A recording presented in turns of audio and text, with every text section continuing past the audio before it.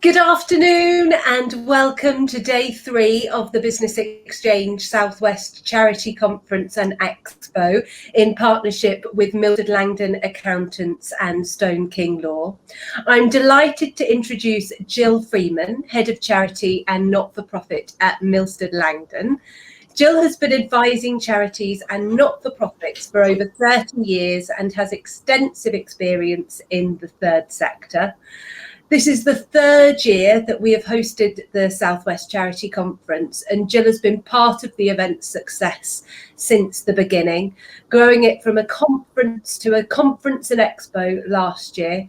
And we held last year's conference on the 6th of February at Bath Racecourse with nearly 500 attendees on the day.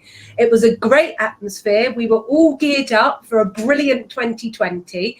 And we'd all heard a little bit about this COVID, and we thought, oh, it's just another Chinese flu. It won't affect the UK. And how wrong were we, Gill? I remember it well. I was walking back to the car park going, oh, we can do this in 2021. Oh, excitement. Little did we know the world was going to change and go completely sideways. And geez, for charities and not-for-profits, it's been harder than anything, hasn't it? It's really affected them in so many different ways, such as increase in demand.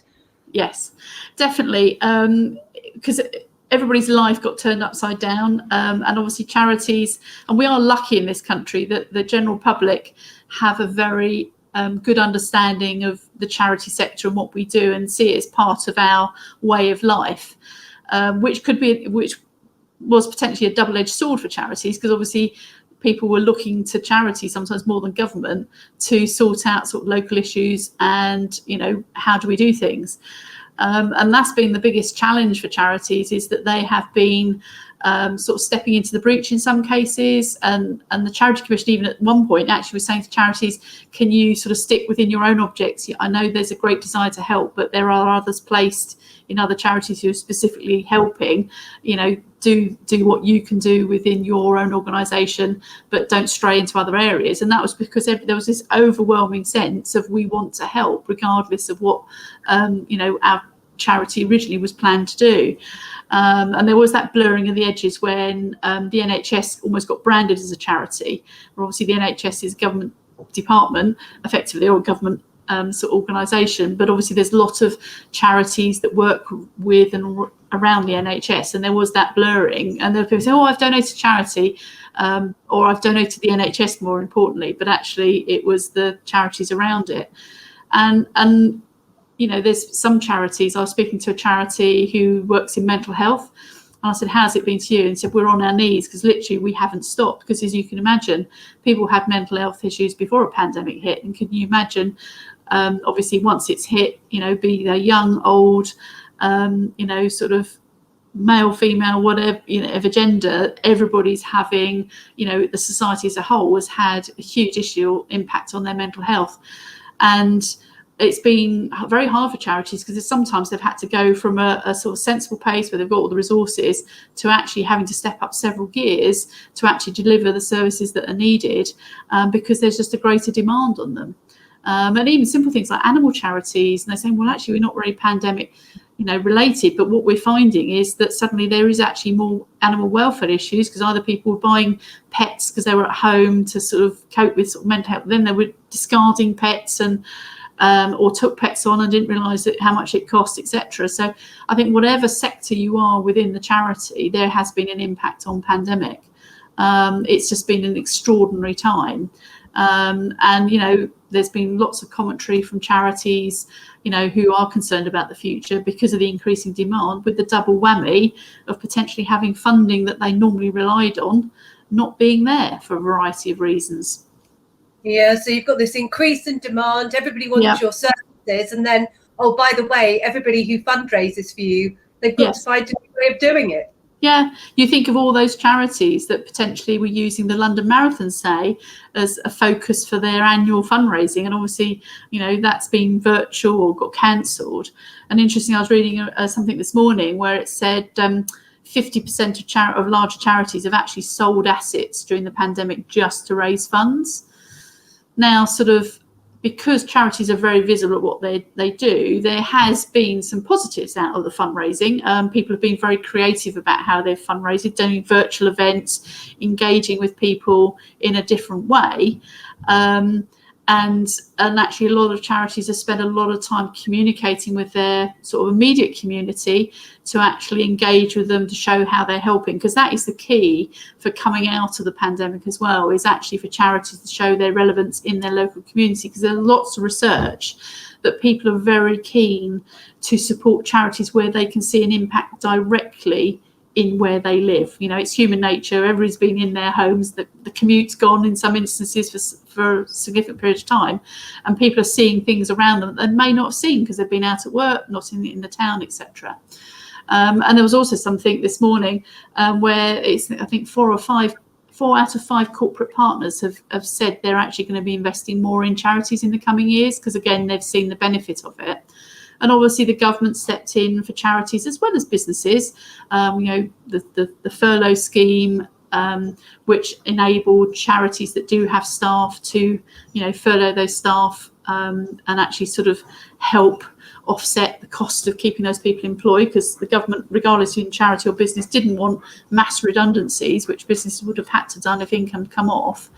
But also, I think it's advanced some conversations that have been in the background for a long time. You know, historically, funds and grants that come from charities have very much been focused on project based, like you want to build something or you want to fund a particular worker in a particular project.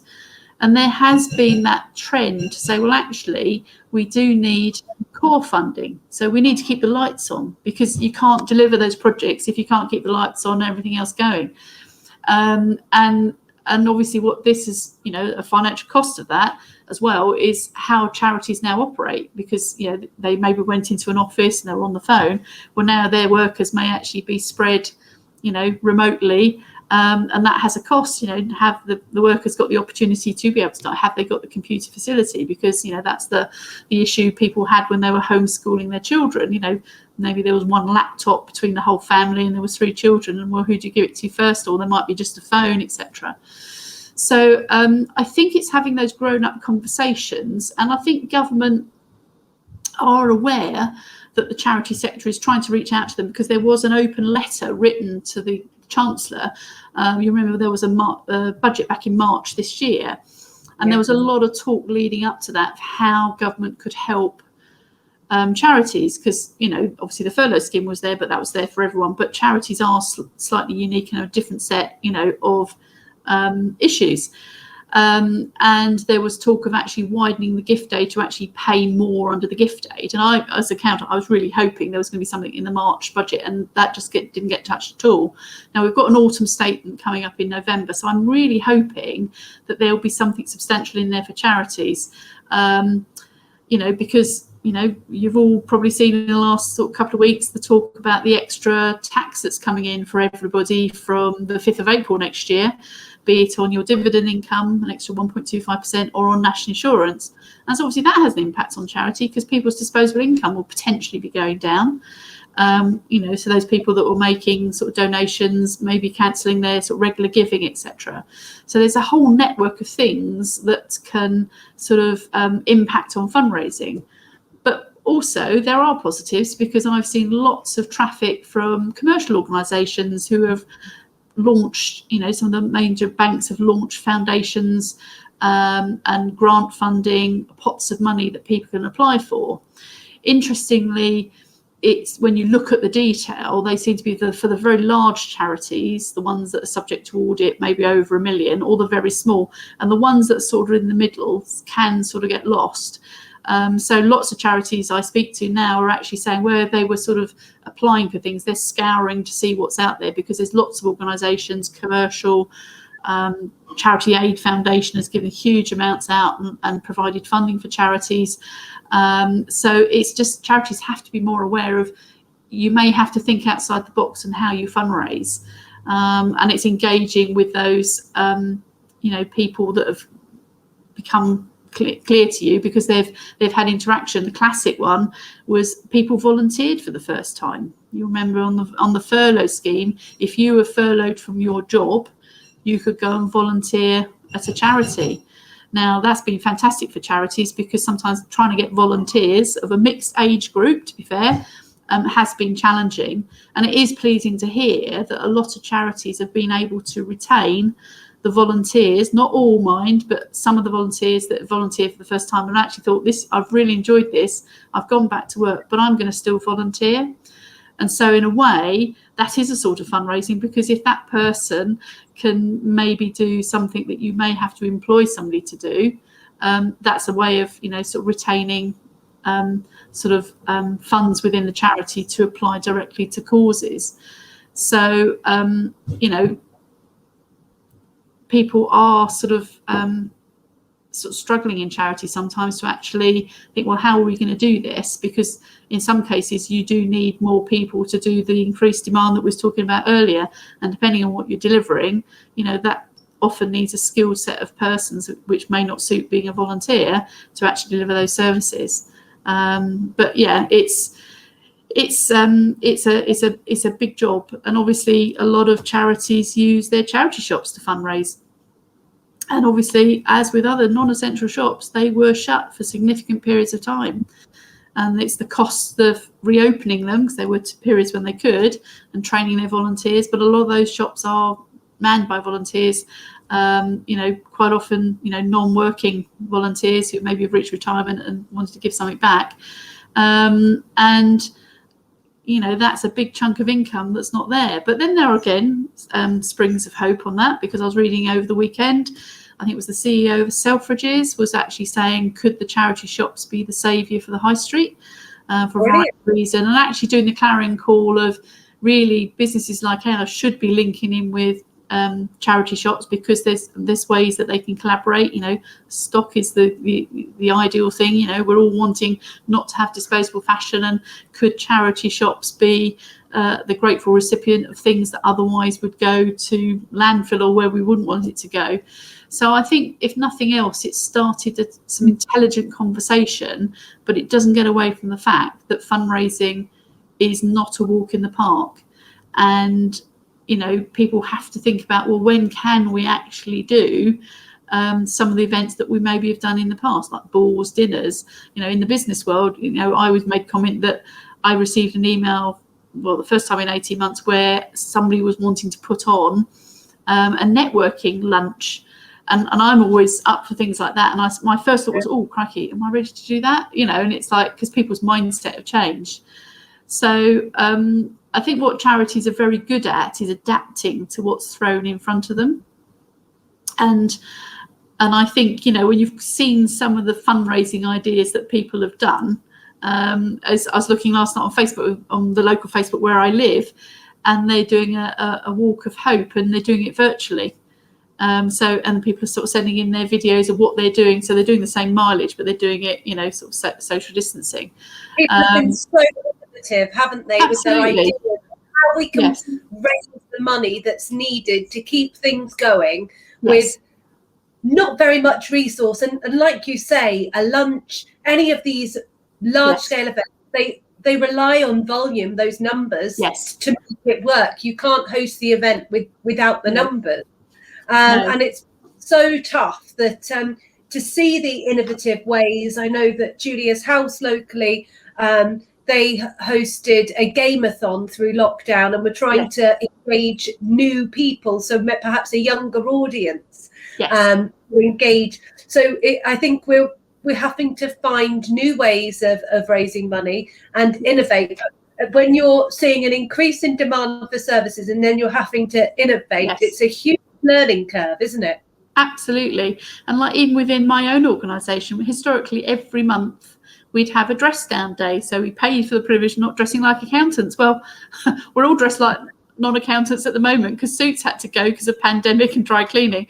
So, do we have a dress up day? But, we as an organisation have thought of other ways of supporting charities, and many colleagues have done mad things like, riding their bike from A to B, and just being creative. And obviously, you get the sort of internally, you get, oh, can you support me? And one of my tax partners was cycling from, I think, Taunton all the way down to sort of probably Lyme Regis, and and when you look at the tax partner, you think he's probably not cycled that far for a very long time. And but people are creative, and I think the hope for charities is that people know charities need the support of everybody, and particularly those local charities that are very visible, and which is why I always encourage charities, put on your website what you've been doing during pandemic, sell the story, because people want to support what's near to them. The very before pandemic, the sort of 95% of the income was given to the top 5% charities, and people were getting tired of the sort of charities that were so large, they were so remote. And I think with, you only have to see all the sort of community efforts that have been going on, is that mindset is changing, and people care about where, they are. And lots of people are relocating as well. So you've got, in the southwest, we've got lots of people relocating from the London and the southeast because they want the space and bringing that creativity and drive and new thinking. But as with everything in the charity world, nothing stands still. And the financial challenges are going to be there. It's the first time I've seen the Charity Commission get really jittery, because obviously there was that genuine panic's probably too strong a word, but genuine fear that, charities could walk over the cliff edge into sort of financial disaster. Because, charities, a bit like an oil tanker, you've got to start steering a new course quite early, otherwise you can have difficulties. And I have to say the Charity Commission were good at giving guidance on, they were very sort of updating their guidance almost weekly, which for an organisation that sometimes can take time to move direction, I thought was helpful. And they were giving quite practical advice as well, because trustees, it was challenging, because what do we do and how do we deal with it? And there were some charities completely unaffected because they don't do fundraising, maybe have, investments, and don't rely so much on external fundraising. But I suspect every charity in some form has been affected by the pandemic. How has your phone conversation, so during the pandemic, what sort of calls were you taking, and how are they different now in terms of the challenges that charities and not-for-profits are facing? It's a whole variety of things, really. I was having a conversation earlier this week where I think with what's been going on and the pandemic, they looked around their sort of trustee table and thought, crikey, we've got to really start thinking about succession planning. Where before that's something that will all take care of itself. It's actually, we do need to plan for the future, because who knows what tomorrow will bring. Quite often trying to encourage new trustees can be difficult for charities, and can be time consuming. And there is a cost with new charities coming on, because quite often the expectation is there's an induction and training, and it's not just a case of, oh, hi, come and see what we do. They're expecting, structure, etc. Lots of conversations about reserves policy, as you'd expect. Charities have been going along with a sort of a reserves policy that they've had for some time. Well, obviously, in some cases, that the rug has been completely pulled, and they're actually having to look a lot closer to where they are at the moment. And lots of charities are reassessing, what they actually need to sort of have a sensible working capital within the charity to deliver what they need to do. And it's you're seeing it out there that lots of charities are potentially talking about mergers more. And I know there's a number of charities which literally have said, well, we're going to be merging into another because we just can't continue on anymore. And, almost every week you see, oh, such and such is merging, etc. And that could be the right thing to do, because, that's one thing that did come out of the pandemic, that there were lots of overlap. But then the danger with that is you suddenly get mega charities and you lose that sort of local sort of drive. And, how do they cope with less revenue? They've had to cut their cloth accordingly. And the conversations I've been having, I always have the conversation, well, the fridge is the things that you need to do. the sort of larder is the things that you need to be doing in the sort of short term, and the freezer is the stuff that's in the future. And a lot of them had to focus on the day-to-day fridge and actually changing the mindset. Well, we were planning to do this. Well, that's probably going to have to put on hold, because the immediate priority is keeping the lights on, delivering the services, finding people that we can collaborate with to share resources. So maybe a joint delivery of service. Because some charities had the situation where, funding was just pulled almost overnight, without any discussion, and they were left high and dry, or they were halfway through the renegotiation of, services or, funding from a grant provider.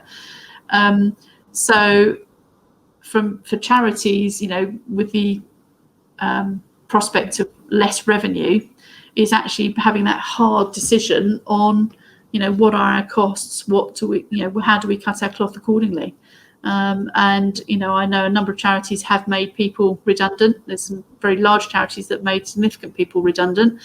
And with the furlough scheme ending this month, who knows what's in the future? But most charities have taken the opportunity to really look at what they're doing. Contact, and they've always been very office based. Well, obviously pandemic, they had to work remotely, and they've actually found perversely that they're more efficient working remotely. And apparently there's one member of the team that just can't cope not being in the office, so he's in there with all the paper, but everybody else, because they're not wasting their time traveling into the office, they're having all those meetings, and it's a mixture of the both. But they've realized that actually some of the things they've had to do through necessity for the pandemic, they're actually now incorporating into the way they operate going forward, because in this particular one, they're actually subletting parts of the office that they would have occupied to generate funds for the charity, because they don't need to be in there. They can hot desk or whatever. Right. So it's that creativity thing about, actually, what do we need to do? And many thinking about quick wins, like the direct debit. So if you've got donors that are already giving, trying to get them to increase the direct debit just a little bit more, those kind of things. That's the fridge bit that you see from your conversation.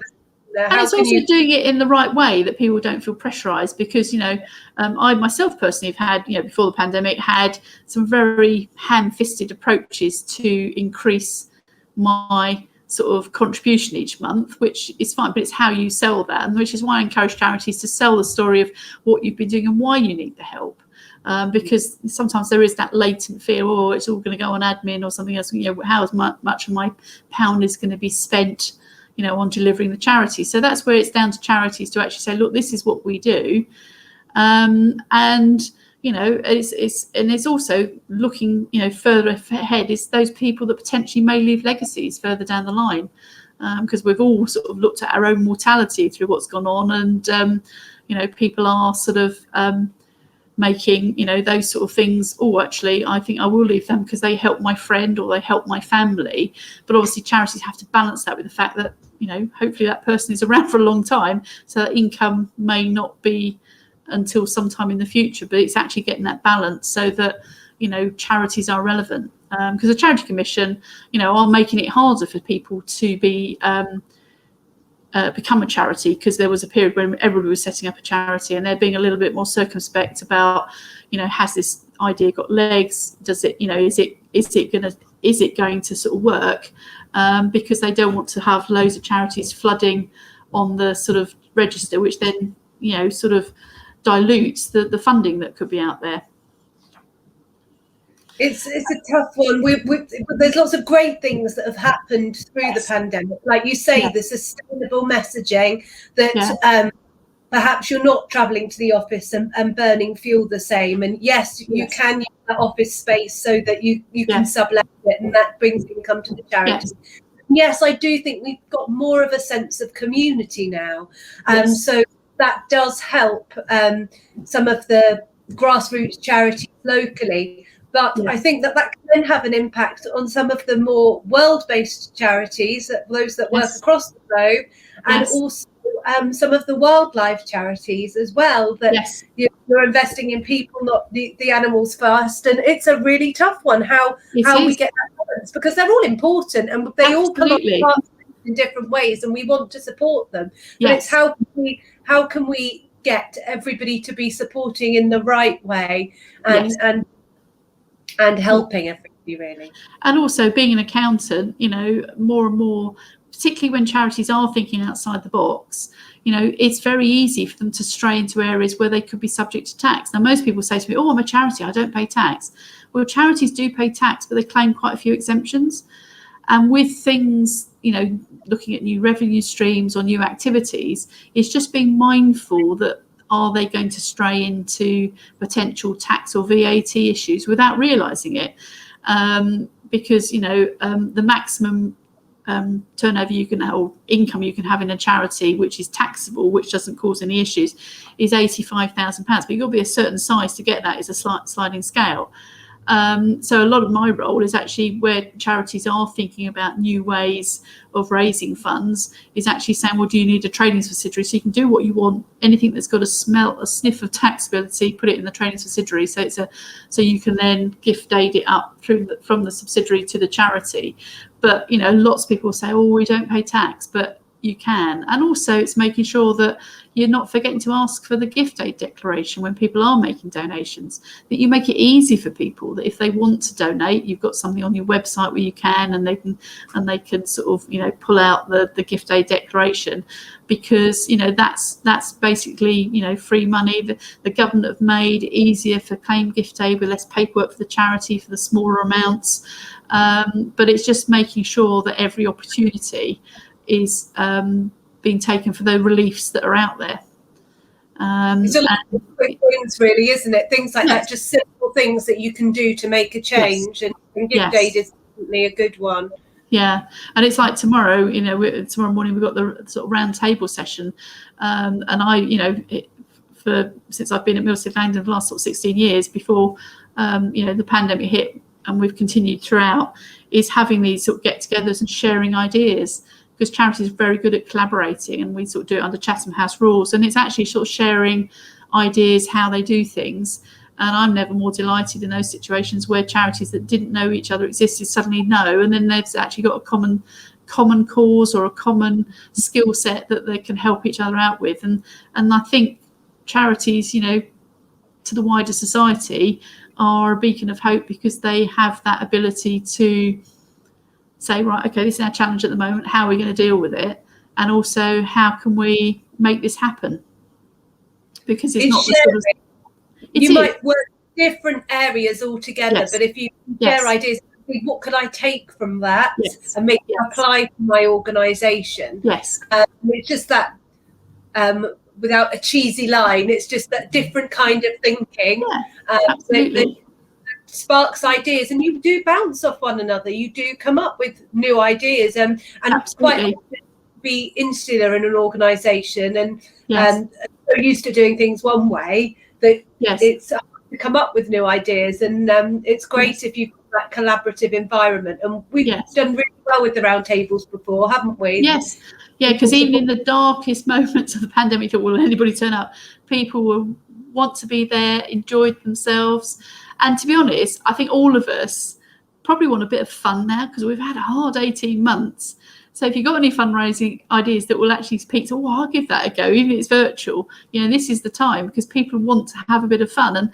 And particularly millennials, they want an experience. And I think the way people give to charity will change. It may not be the sort of regular giving that's been historically there. It will probably be the spontaneous, the one-offs. But if you can engage them that they do several one-offs, you may actually get more funds raised than actually somebody doing a £10 monthly direct debit for ever and a day.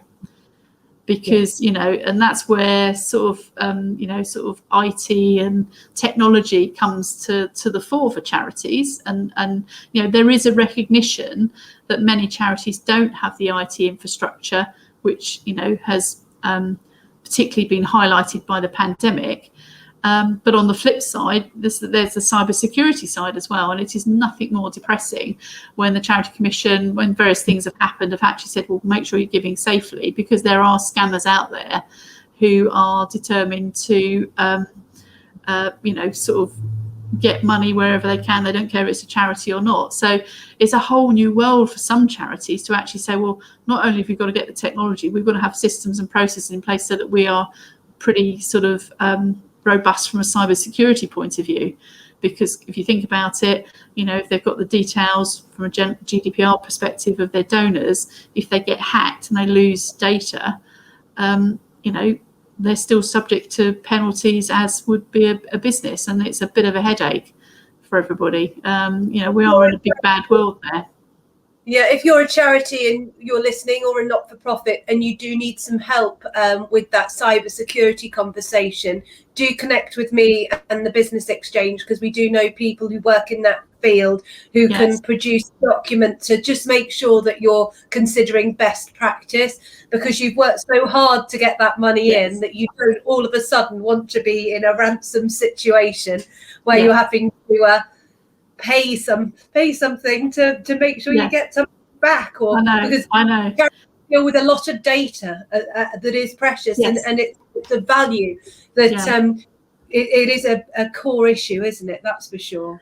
Absolutely. And phishing of emails is a classic scam. It looks like it's come from somebody, and as I say, it's always if they're asking you to do something immediately and it has to be done now, it's just stop, pause, because we have it on the commercial side for our business clients where client rings up, I've just had this email from HMRC. No, they don't have email. No, you're fine. But I probably get sort of several emails a week where it's saying, I'm so and so, and can you donate, click on this link, etc. And it's very easy when people are in a rush to actually click on things, and unfortunately cybersecurity is key for charities. And I have to say again, for the Charity Commission, they have put some really good practical advice on their website, and hopefully they put everything under sort of COVID sort of pandemic section, so you could find it all in one place. And they were updating it because there was practical issues like, how do we hold our annual general meeting? All our trustees may be of a category that are vulnerable and therefore can't get together. In fact, in February 2020, I was speaking to a not-for-profit organisation who fell into that category, and they wanted to move things forward. Lockdown happened a month after, and I've only just been able to see them face to face because none of them have been able to come out because they've been shielding. So, 18 months later, something they wanted to do then, they've had to, because they couldn't get together to actually take the vote they needed to, and they didn't have the technology to do it. So there's all these practical things, and they helpfully extended the filing deadlines. The Charity Commission just basically gave as much latitude as they could. Obviously they've pulled that back, so anybody who had a filing deadline that's been extended, they have to file by the end of this month, and everything's back to normal. But again, that doesn't mean that you can't still apply for an extension if there's an issue. I've got another not-for-profit where the person who's the treasurer has actually been in hospital, is pretty poorly, so we've asked for an extension, and they've got a 3-month extension because obviously clearly the charity can't do what they need to do because the key person who looks after records is unavailable through ill health. So I think things are sort of moving, and I think it's just being sort of receptive to how people feel about operating in the new world, because who knows what's going to happen between now and Christmas. Definitely, we've got to remain optimistically cautious, I think. Absolutely. Is the word. Yes. To end up in another lockdown situation, but it happened. The things aren't brilliant, and I think that it wouldn't hurt anybody to think creatively about what they can do digitally at the moment. Absolutely. And not rely on the in-person events. That it's brilliant they're getting back to it. Yes. We can't rely on that, and I think many have already embraced that. But I think we just need to be aware, don't we? And also, with this is my accountant's hat on, it is important that charities do look forward and actually plan, as much as they can, estimate what they think their income will be to make those critical decisions. Because actually, from a compliance perspective from us as accountants, going concern for any charity, be it for an independent examination audit, is quite a key thing for us to make a comment on. And lots of charities aren't aware that if we have to say something like there's a fundamental uncertainty, we're not qualifying, but maybe, because something's uncertain about the going concern, that's enough that we have to report directly to the Charity Commission. And so obviously we're encouraging our clients to make sure you're doing those forecasts. It's because the responsibility of any accountant looking after your accounts doesn't just go 12 months from the end of your financial period. It's 12 months from when they sign their accounts. So if say, for example, it was a December year end and they need to file those, so it's not a limited company, but had to file by the end of October. If the accountant was filing those accounts on the 1st of October 2021, their responsibility for going concern goes to 1st of October 2022, which is quite a long period after. So I think good governance and sort of practice within charities anyway, there should be, and it doesn't have to be sort of, the all singing, all dancing cash flow forecast, but I think they need to get in the mindset, and trustees, particularly when they are meeting, be it virtually or otherwise, should have a standing agenda on their sort of minutes meeting about what's the next 6 months in terms of funding, how are we looking, so that they can demonstrate that they are mindful of what's actually happening in the charity here and now, because as everything's taught us over the last 18 months, you don't know exactly what's around the corner. And that's me, because the Charity Commission are quite realistic that things can still go wrong despite best efforts, and they only get excited or concerned when it was people have just, with blinkers, just wandered into a problem. If they've actually been managing and monitoring and taking advice at the proper time, trustees can never be criticised. Because there was a period, where it was very hard for people to get advice like that, particularly from the Charity Commission. Are there any tools that you can recommend, Gill, in terms of looking at cash flow and those kind of things to kind of get whether it's a daily, a weekly, a monthly report that really helps you understand what's happening and where there might be some pinch points? Yes, well, it can be as simple as setting up an Excel spreadsheet that, by month, and you drop in where you think you're get your income, particularly if you've got big lumps of grant, etc. There's a whole range of software out there to a lot of them, particularly if you're using cloud-based software for your books and records, you can download a lot of the information straight into an Excel document or link in with other sort of products. Because it is that sort of, well, where are we getting our money from? And the biggest problem is being over optimistic. And the thing I would always say to people when you're making grant applications, be really clear about what you're applying for, because particularly if it's a restricted grant, I've seen it where somebody says, oh, I'm putting in some salary costs. And I'm saying, but you haven't got any staff, you do it by volunteers. Oh, well, that means we'll get more money. Well, no, you won't be able to spend it because you won't be able to match it to the salary costs. So it's actually being very sort of careful when you're doing grant applications. But as I say, I think it's, it doesn't have to be something whizzy, because what you want is to translate that information so people get it, that actually, money, just even money in, money out, that's the starting point. Well, actually, we haven't got enough money to pay that because we've got, income coming in 2 months later. And it's deciding on a charity basis, what is your key point of reference? Do you have an overdraft facility? Do you have a point where you need to move money from your deposit account back into funds? As I said earlier on, scarily 50% of large charities have actually sold assets, so that's shares, possibly buildings, whatever, just to raise funds. And those sort of discussions help the deciding what they do when and where, because you may have had before pre-pandemic a whole series of things you wanted to do. Well, you have to go back and revisit which ones we have to do, which ones will be nice to do, and which ones will be the wish list for later. And I think the biggest problem for trustees is getting information that they can understand and take on board quickly, because you can do really whizzy things with forecasting, etc. But the message you've got to get to is, we've actually got this. How are we going to use that money? Have we got enough to pay all our liabilities? Because that's the key thing, because you've got to keep the doors open. Or if you think, crikey, we've got a problem, you seek advice early, because they even changed the law on insolvency for charities during the pandemic to make life easier.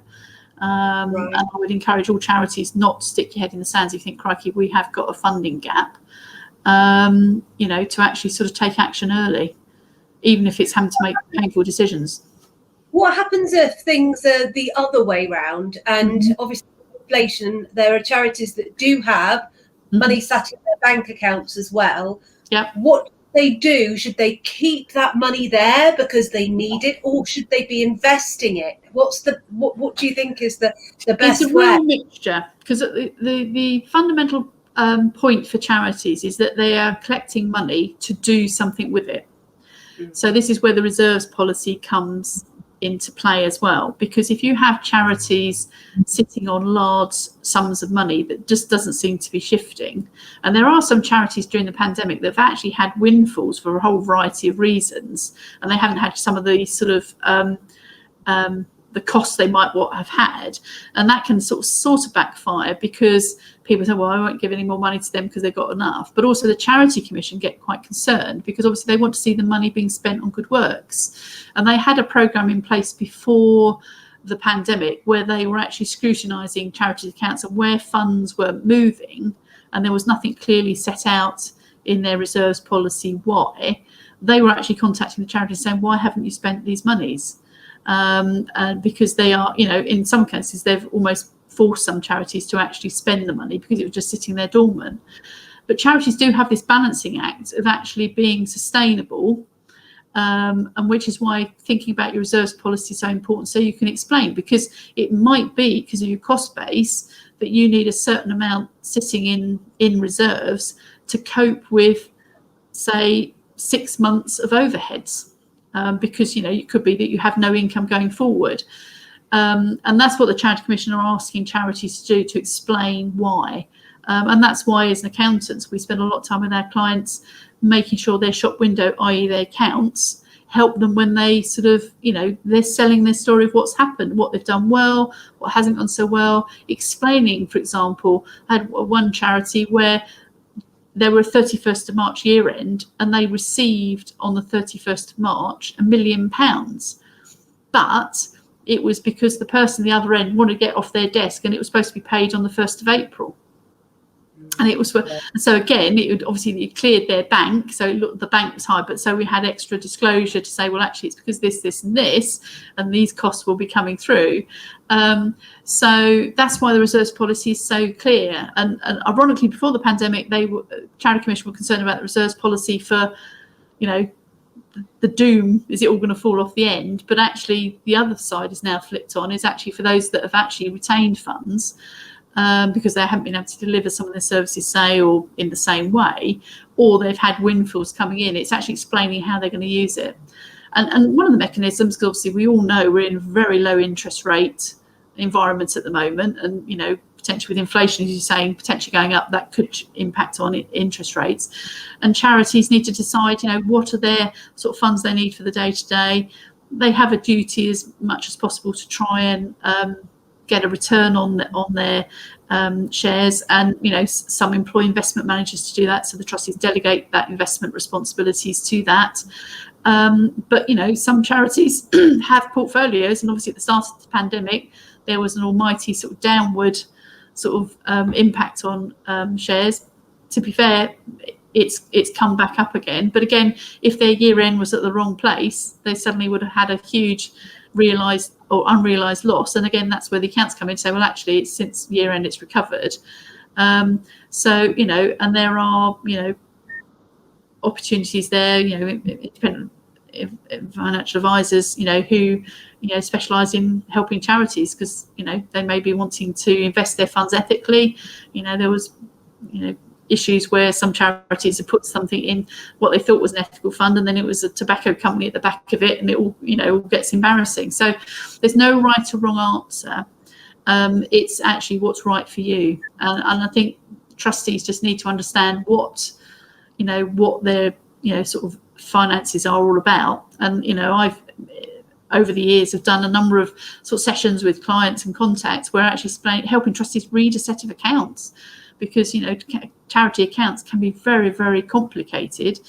And at the moment there is a consultation on the statement of recommended practice, which I'm really hopeful will come out with some recommendations that will help those small to medium-sized charities, because there is the recognition. When the last charity sort came out, we had a few things that weren't helpful, like charity shops having to value their stock, where historically when somebody bought their bag of jumpers in, that wasn't recognised as a donation until they sold it, because until you sell it, there's no money.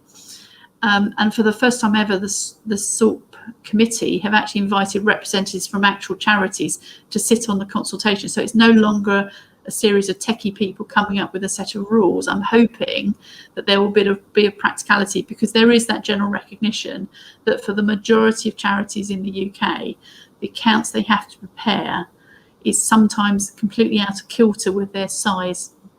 And obviously, you know, there's compliance costs for people, you know, like ourselves, etc., to actually help them comply with what's needed.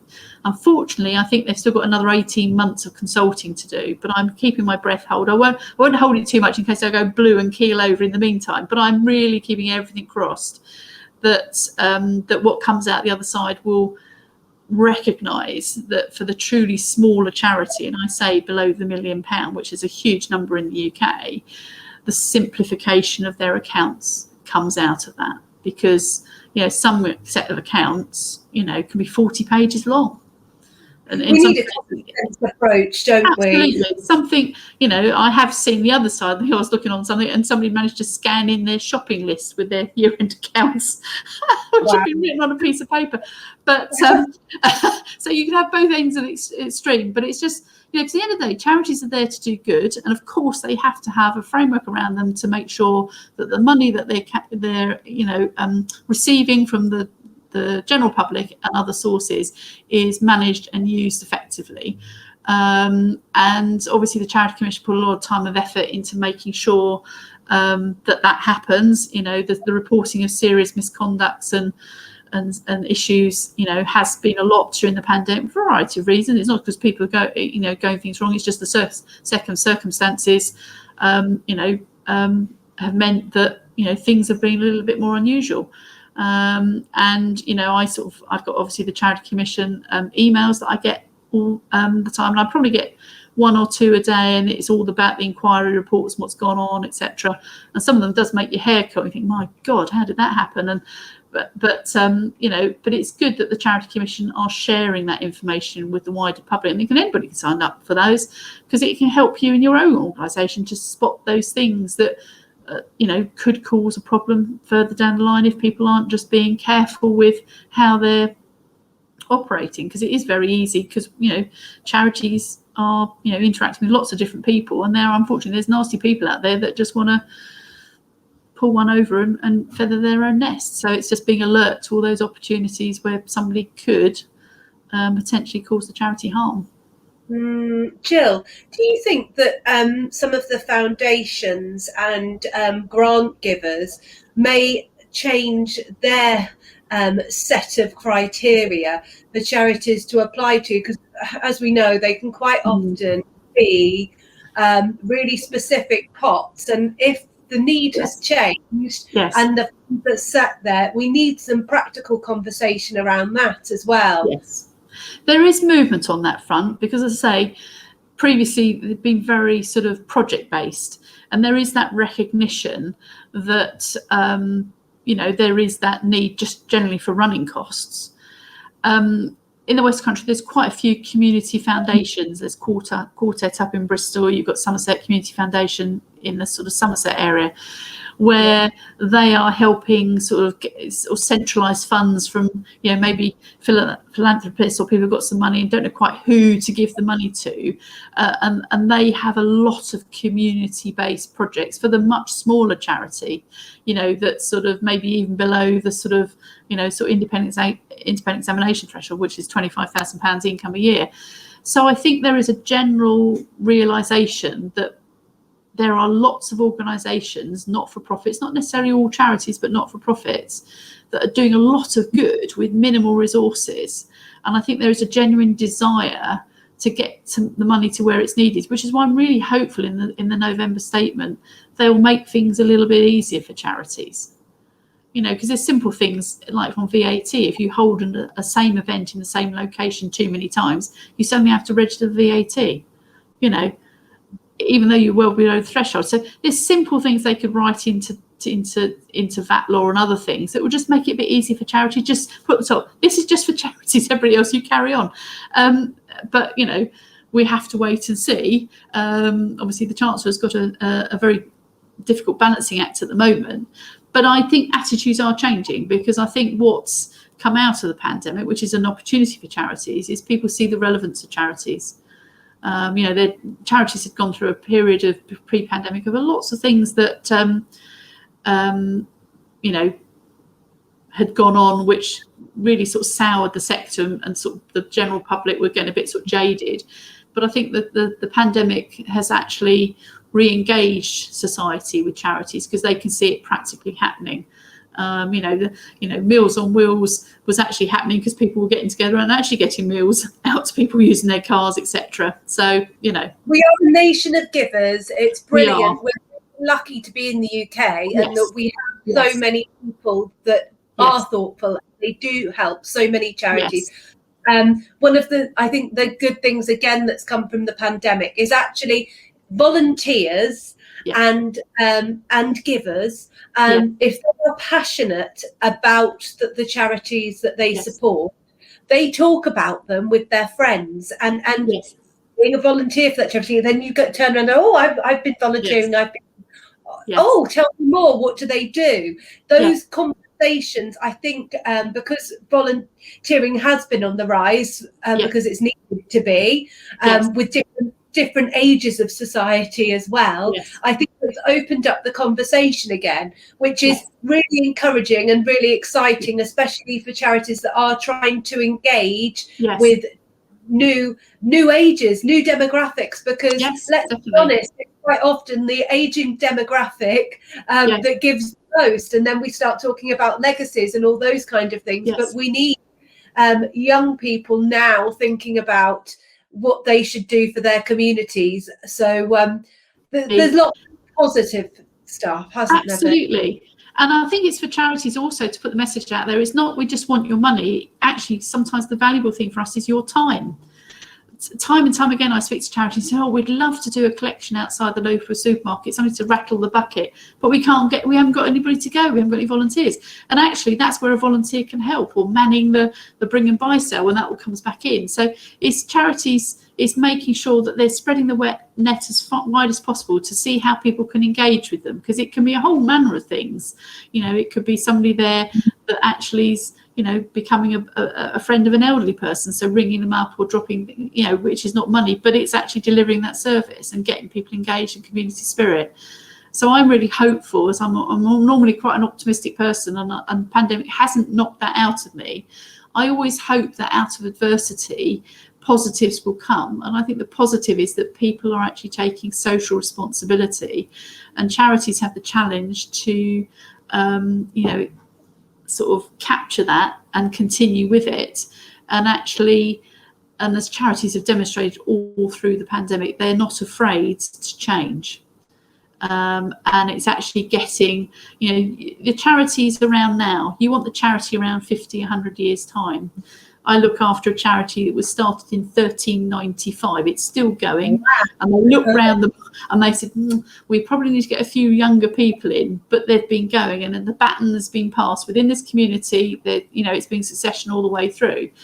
And I think that applies to the wider charity sector, is actually having the continuity. Because you could have periods where you've got somebody that's really passionate, fired up, is driving things forward. What you want is the person that replaces that person as well. And it can come from the most unlikely sources. It could be the young volunteer that actually is really good at social media, has got some good ideas, be embracing of all cultures, all age demographics, all skill sets, because that's where ideas come from. Definitely. Well, that's one for the list, isn't it, really, that people need to be thinking about now, of how they can access new markets and new people. That's really important. So tomorrow, we're from 9 till 10, we're going to be doing a more practical roundtable. We've talked about lots of practical issues this afternoon, but if you've got ideas that you'd like to implement and you're unsure about it and how it's going to impact you, as you can tell, Gill's very passionate about her subject. She's really knowledgeable, and I don't think there's very much she won't be able to help you with. So do come armed with questions, and connect with Gill as well. Gill's very approachable and is more than happy to connect and take emails and questions and see how that she can help you. That's worked really well at previous conferences, and you've had people contact you, haven't you? Absolutely. And sometimes it's just me putting in contact with a person that can help them. I'm very much like a magpie. I'm always picking up sort of contacts and think, oh, that'll be useful. So when people say, Jill, who can I? And in fact, I had that this week where somebody was thinking about changing their charity structure, and I could put them in contact with lawyers that I knew would do that all the time, gave them a selection of lawyers they could choose from. So that, you know, it was a quick 5-minute phone call from me. Nothing in it for me, but to actually the pleasure of actually putting them in the right direction. It was something that I was concerned about, angst about, oh, what do I do? Oh, no, I'll ring Jill. More than happy to do that. Because that's part of my role. As Anita said, I head up the charity not-for-profit for the firm, and that's sort of marshalling all the resources and actually helping people, you know, get to the people they need to speak to, even if it's not within our own organisation, because, you know, it's all part of that collaboration. It's really rewarding, isn't it, when you think that you've helped absolutely. someone? Job satisfaction. Yes, it's doing that good job for a client, absolutely. But if you can the extra hog and support people a little bit more with extra information that's out of your remit, it does add value. So, and I find charities fascinating because they just do a wide range of things. So it's, you know, it's always a pleasure to speak to charities, and I'm delighted that we are, you know, seeing restrictions easing, so I can get back out there and see people, and, you know, have our events hopefully one day back again on round the table with a spot of lunch. We're all sitting there with our coffees, you know, sort of virtually. But you know, I took great sort of heart the fact that during the pandemic we were still doing things virtually, and there was a genuine desire. People, you know, because people's time got very precious, we all got zoomed out very quickly, but they saw it was a valuable thing to do. And also charities were collaborating and helping with each other. And, you know, as James Carlin, who, you know, was the opening person at the charity conference, you know, he got British Empire Medal, you know, from what he was doing, pulling resources together, basically from his bedroom at one point. So, you know, it's a lovely sector to be involved in, but it's challenging as well. No, I'm not sort of downplaying it, but I think, you know, it's a case of ask, you know, find out who can help you. And, you know, part of my role is to push out to clients and contacts anything I spot where there's a funding opportunity, because I see a couple of people in the chat have sort of said, you know, it can be quite difficult applying for funding depending on, you know, which area they're working from. But, you know, things move on a quite fast pace, and it's, you know, I'm never more delighted than pushing out anything that I get wind of, because sometimes the window of opportunity is quite narrow for applying. But organisations are getting better at pushing it out, what they've got on offer, because, you know, I think all of us have had our lives touched by charity during the pandemic in many shapes and forms, and probably where maybe you've had no interaction before. So opportunities and challenges, and it's certainly not going to be easy, but I think the charity sector's up for it. I think you've got a group of people that want to continue delivering what they do despite any hurdles and obstacles thrown in their path. I think the message is keep positive, keep innovating, and keep connecting and collaborating with others to support one another through these tough times. And hopefully this time next year, perhaps we might all be in a room together. Who knows?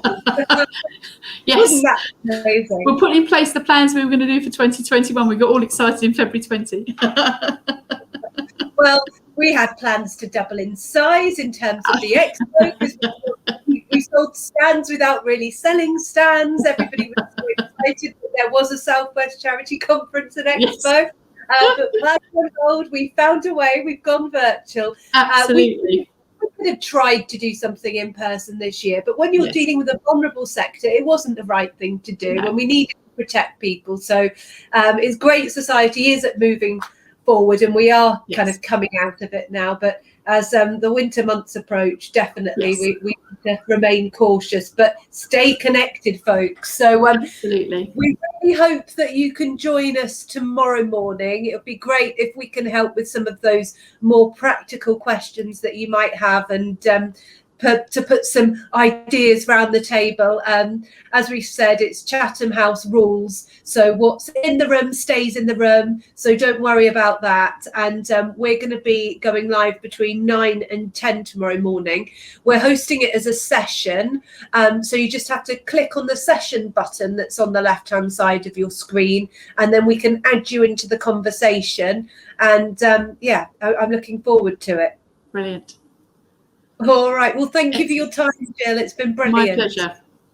And connect with Gill on LinkedIn. If you're in Hopin now, you can see Gill's speaker profile and you can go direct to her LinkedIn.